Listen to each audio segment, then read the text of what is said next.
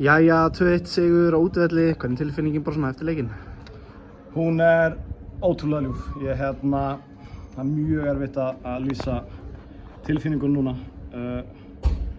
Það útskýrir sig kannski í því að við náttúrulega vorum að tryggja okkur hér, við okkar í deildinni vorum að tryggja okkur það að enda í 7. seti sem frábært afrek hjá okkar liði og það bara, þannig að tilfinningin ótrúlega sæt og hrikalega ánægð með það. Leikurinn var erfiður. Við Fylkir voru betri í fyrri hálfleik og verðskuldað yfir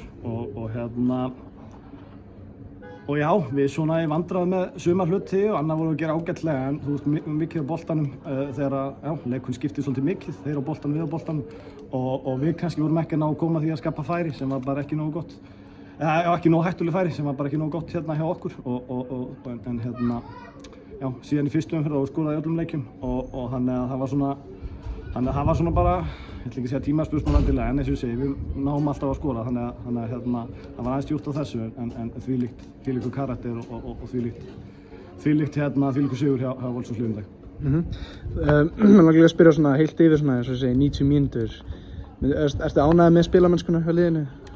Sko, við skulum ekki gleyma því að við erum að spila við frábært lið sem á allt og neðarlega í töflunni og þeir eru á rosalega siglingu, þeir eru búin að vinna síðustu 3 leiki, þeir eru ekki búin að fá sér mark og skora 10 í þeim leikjum þannig að við erum að spila á þeirra heimavelli og leikurinn í 90 mínútur, mögulegur þeir betri eftir 90 mínútur þá það eiginlega ekki það sem ég get ekki út úr þessu því að eftir þennan leik þá verði ég að taka 21 umferð inn í mengið þar sem að Völsungur að tryggja veru sína og tryggja 7. sæti í næst eftir deild á Íslandi sem frábærlega gert og það gerum við með frábærum karakter þvílíkri innkomu hjá Gesti Aroni sem nær í horn, tekur hornið og leggur upp mark og skora svo stuttu síðar þannig að auðvitað gæti ég tekið fleiri út ef ég ætla að tala 21 leik en eins og segi þegar þú spyrir framistöðuna þá hún aðeins aukaðatriði kannski í þessu samhengi. Hún var ekkert glórulaus en alls ekki okkar besta.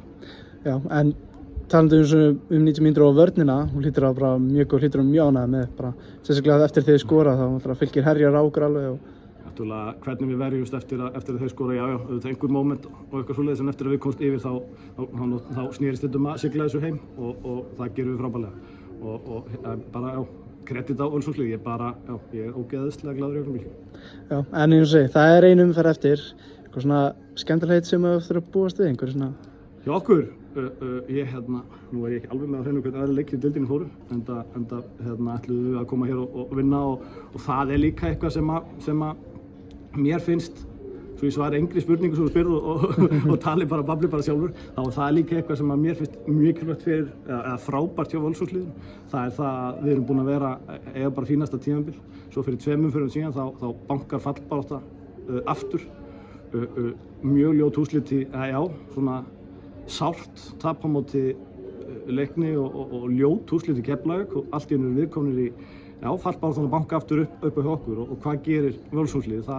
Það vinnur 2 leiki í röð og það er alvöru gaurar, alvöru karakter, alvöru stríðsmenn sem að gera það og það er það sem ég er ógeðslega ánægður með.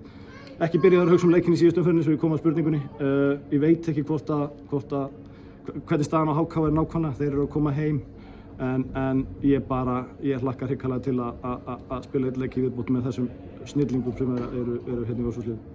Þannig að þú ert gríðarlega ánægður bara með karakterinn sem strákarnir hafa bara sýnt? Já, nú er ég að tala rosalega mikið kannski eins og ég segi, þetta 21 umferð þá er Völsungur og að tryggja veru sína í þessari deild og